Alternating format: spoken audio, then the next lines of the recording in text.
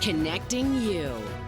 This is Iowa's News Now at 6. We evacuated several different areas and houses around this due to obviously wind concerns, chemical concerns, and the fire. A massive fire followed an explosion in Iowa County today, and it's our top story on Iowa's News Now at 6. One of two major fires we're following in eastern Iowa tonight. The biofuels facility fire there is in Marengo, still burning. It started almost 7 hours ago. The other on the right side of your screen in a mixed-use building in southwest Cedar Rapids, just west of I-380 off 33rd Avenue. We'll get to that in a little bit, but let's get back and see an aerial view of that Marengo fire. Big thanks to Jacob Hollister for helping us out with this drone view. Again, several people hurt there after that explosion around 11:20 this morning. You see just how massive that scene is. Iowa's News Now anchor Nick Weig live in Marengo right now. He's been at that scene for a few hours. Nick, they've backed you up from the scene. You've talked about just the smell and what that smoke is doing in the air. This is a biofuels facility after all. What are we learning about what that scene is like right now? Well, it's just getting bigger and bigger as there are more and more crews here.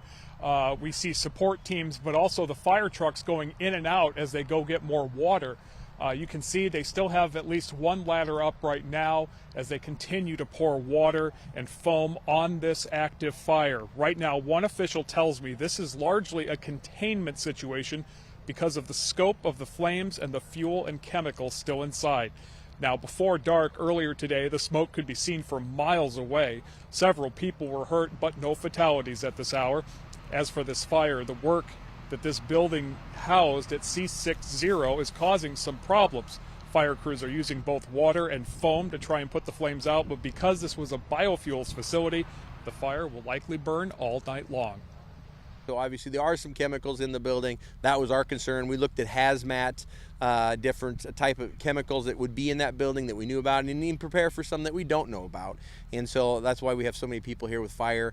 With that, also, we are looking at air quality. We're looking at any consideration of runoff, because when you have that involved, you put that much water, it can run into the ground. So all those things are being monitored at this time. So many crews are fighting this fire. In fact, tankers have been going in and out of a nearby lake, pumping up water that they can use to put on this fire. Now, as for everybody in the city that's been evacuated, they did set up a shelter on the north side of town to house them, but at last check, no one was there because they're simply staying with friends and family. Live in Marengo, Nick Weig, Iowa's News Now. Nick, thank you. Now, UIHC officials say they have treated 10 to 15 victims from that scene so far, all of them still at the hospital at last check, at least one seriously hurt. Of course, the hospital's already dealing with all the patients amid the early flu season as well. You know, healthcare facilities are all full with the respiratory season. You worry about a number of patients coming at once who potentially could be seriously injured. We actually were able to, because of training and preparation that we do regularly, we're able to mobilize teams to move patients out of the emergency room safely and make room for these patients. And if you're trying to find out any information you can about loved ones who might have be at the hospital following that explosion, you can call UIHC at the number on your screen, 319-356-1616.